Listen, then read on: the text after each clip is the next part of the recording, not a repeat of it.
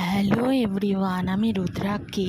আজকে বাড়িতে আমি আলু পটলের তরকারি রান্না করেছি, তো সেটাই তোমাদের সঙ্গে আমি শেয়ার করছি। তো প্রথমে আমি পটলগুলোকে ভালো মতন করে ভেজে নিচ্ছি।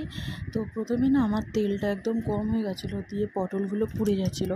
তারপরে আমি মাঝখানটাতে ফাঁকা করে আর একটু তেল দিয়ে তেলটা গরম করে তারপরে পটলগুলো একটু লাল লাল করে ভেজেছি, নুন দিয়ে, হলুদ দিইনি, এখন নুন দিয়ে ভেজেছি।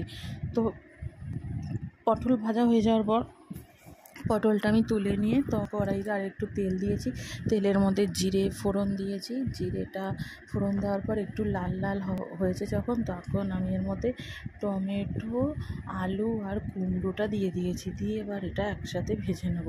আর টমেটো একদম ছোট্ট ছোট্ট দুটো ছিল, মানে 4 পিস হয়েছে, তো সেটাই আমি দিয়ে দিয়েছি।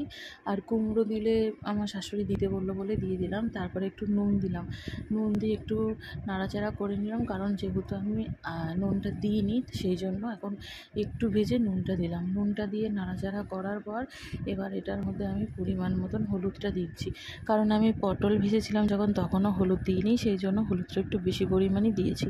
দিয়ে হলুদ দিয়ে একটু ভালো মতন করে সব কিছু ভেজে নেব। আলু, কুমড়ো, টমেটো সব একসাথে ভেজে নেব। তো কিছুক্ষণ ভাজাটা হয়ে যাওয়ার পর একটা কাঁচা লঙ্কা দিয়েছি। কাঁচা লঙ্কাটা গোটাই রেখেছি, চিড়ে দিইনি, কারণ আমার হাজবেন্ড আর শাশুড়ি যা একদমই ঝাল খায় না, সেই জন্য। তো তারপর এর মধ্যে আমি একটু আদা গ্রেট করে নিয়েছি, সেই গ্রেট দিয়ে দিলাম তেলের মধ্যে। তো আদাটা একটু ভাজা ভাজা মতন হয়ে গেছে, তারপর আদাটার সঙ্গে আলু কুমড়োটা ভালো করে মিশিয়ে নিয়েছি। একটু ভাজা মতন হয়ে যখন গেছে তখন একটা ভালো সুন্দর ফ্লেভার বেরোচ্ছিল, গন্ধ বেরোচ্ছিল, তখন বুঝলাম যে আদাটা ভাজা হয়ে গেছে।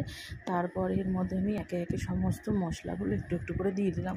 তো প্রথমে দিয়েছি জিরের গুঁড়ো, তারপরে দিয়েছি সামান্য পরিমাণ লঙ্কার গুঁড়ো আর কাশ্মীরি লঙ্কার গুঁড়ো, যাতে রঙটা খুব ভালো হয়। তো দিয়ে এবার এটাকে ভালো মতন করে নাড়াচাড়া করে মশলাটা ভেজে নেব। তো মশলাটা যাতে না পুড়ে যায় সেই জন্য আদা বেটেছিলাম, আদাটা গ্রেট করে যে বাটিটায় রেখেছিলাম, বাটিটা ধুয়ে সামান্য পরিমাণ জল দিয়েছি, কারণ কিছুটা মশলাও লেগেছিলো তাতে, তাই জন্য সামান্য পরিমাণ জল দিলাম, যাতে আর এই জিরে গুঁড়ো লঙ্কার গুঁড়োগুলো যাতে পুড়ে না যায়।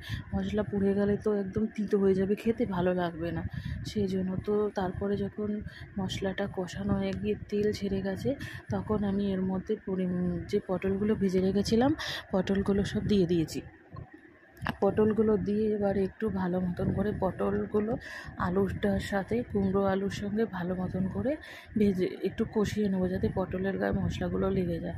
তো দেখো পটল দিয়ে যখন আমার মশলাটা কষানো হয়ে গেছে, তো তলাতে তেলও বেরিয়ে গেছে। পটলের ভেজে তুলে রাখার সময় কিছুটা তেল উঠে গেছিলো পটলের সঙ্গে, তো সেই তেলটাই বেরিয়ে যাওয়ার পর আমি এর মধ্যে পরিমাণ মতন জল দিয়ে দিয়েছি। জল দিয়ে একটু নাড়াচাড়া করে নিয়ে এবার একটু ফোটানোর জন্য ঢাকনা চাপা দিয়েছিলাম। তো কিছুক্ষণ পরে এসে দেখলাম যে এখনও অনেকটাই ঝোল আছে এবং আলু আর পটল সেদ্ধ হয়নি। তারপর আমি আবার ঢাকা দিয়ে চলে গেছিলাম। তারপরে আবার কিছুক্ষণ পরে এসে দেখলাম যে না, এবার সিদ্ধ হয়ে গেছে। আলুটা আমি ভেঙে দিয়েছি আর কুমড়োগুলো একদমই গালিয়ে দিয়েছি, তাহলে একটু মিষ্টি মিষ্টি হবে, টেস্ট হবে খেতে। তো তারপর আমি হয়ে যাওয়ার পর এখানে গরম মশলার গুঁড়ো দিয়েছি, গোটা গরম মশলা ফোড়নে দিলেও খুব টেস্ট হতো।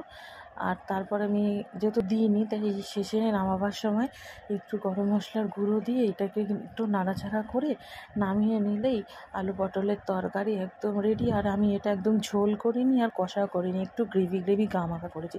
ভালো লাগলে শেয়ার করে দিও, ধন্যবাদ।